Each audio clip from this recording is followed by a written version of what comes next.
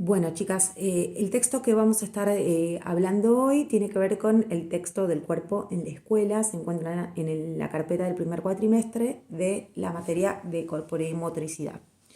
En este texto voy a hablar de que la escuela siempre, en la escuela, en algunas percepciones de la escuela, siempre el cuerpo se tuvo como afuera históricamente, es decir, no era considerado como parte del proceso de la educación.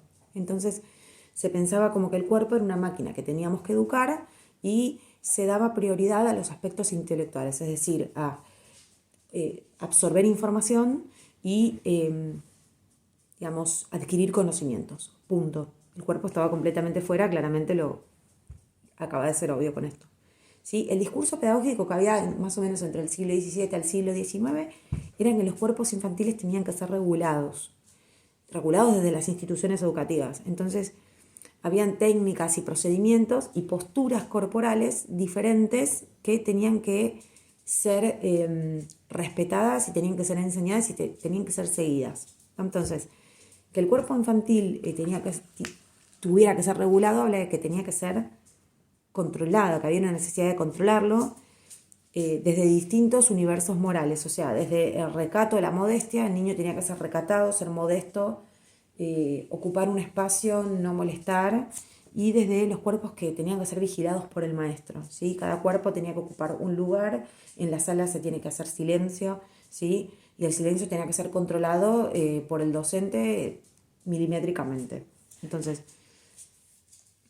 cuando hablamos de que las posturas corporales también tenían que ser controladas, hablamos de que las posturas corporales ante el maestro tenían que ser educadas, es decir, esto se lo relacionaba con una cuestión de respeto y de respeto, digamos, al orden jerárquico. El docente tenía un poder porque era el adulto a cargo. También el cuerpo tenía que ser educado o digamos, tenía que ser controlado con una técnica vinculada con la posición ante la escritura, ¿sí? La posición ante la escritura es técnica, con una mano sostengo la hoja, el codo tiene que estar posicionado porque la escritura tiene que ver con movimientos prácticos. Y también han regulado esos cuerpos y controlados a través del uso de vestimentas, guardapolvo blanco, planchado, sin una sola arruga, las tablas perfectamente delimitadas, pero también las medidas que tenía que tener ese delantal y los colores que tenían que respetarse. Es decir, el blanco siempre tenía que estar, no podías venir con otro vestuario, tenías que tener siempre un delantal, un segundo delantal, por las dudas que sucediera algo con el primero, porque no podías ir con el color que vos quisieras. Entonces, después Foucault, que es un filósofo en 1986, habla justamente y le pone nombre a esto y lo llama como el cuerpo como un objeto y blanco del ejercicio del poder. ¿Qué quiere decir esto? Que el cuerpo se manipula, el cuerpo se le puede dar forma, al cuerpo se lo educa y obedece y se vuelve dócil. El volverlo dócil es una manera de poder manejarlo o manipularlo mejor. Entonces, ustedes tengan en cuenta que cuando hablábamos lo que les mencioné anteriormente, del cuerpo infantil regulado, ustedes piensen que en el siglo XVIII se incorporan esta noción de los salones de clase y cada celda, cada cuadrícula era un cuerpo. Y ese cuerpo tenía que estar ahí. Y vos no podías andar caminando por el aula, no podías levantarte de tu silla sin pedir permiso, no podías ir al baño, no solo que sea en el horario del recreo. La palabra del docente era palabra santa. Bueno, Foucault habla justamente de que como el cuerpo se vuelve dócil, ¿sí?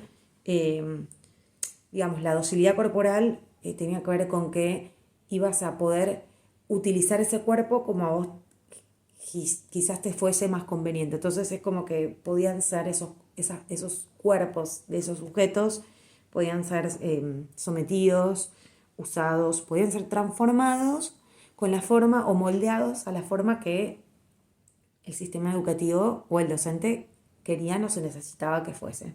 Entonces, el disciplinar a estos cuerpos tenía como un objetivo, ¿sí?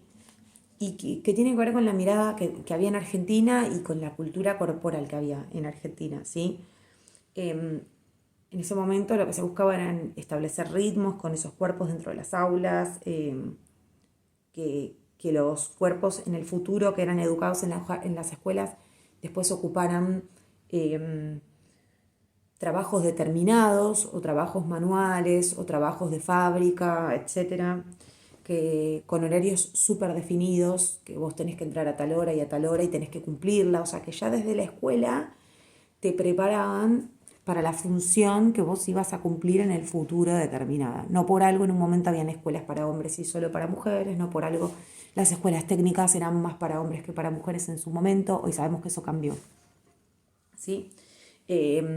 La cultura corporal que caracterizaba a la educación en la Argentina tenía que ver con una vigilancia jerárquica, es decir, el cuerpo era disciplinado por lo que mencioné antes, el docente era el que tenía la autoridad y el poder y era el que podía aplicar el castigo en el caso de no cumplirse. Había una sanción normalizadora, vos no cumplís, bueno, vas a tener un castigo determinado. En un momento los castigos corporales, seguramente ustedes habrán escuchado de esto, eran muy comunes y las familias también respetaban esto, la palabra del docente, la palabra santa. Castigo corporal era con la regla, con las manos, aquel que no respetaba las reglas para permanecer en las instituciones.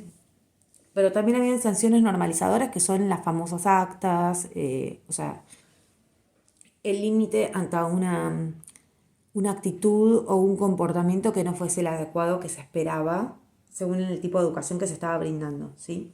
Y los exámenes en un momento también se utilizaban como una manera de castigo. Bueno, si no guardan silencio, saquen una hoja. O bueno, si a grupito le gusta charlar, vengan a explicar lo que estoy explicando yo, ¿sí?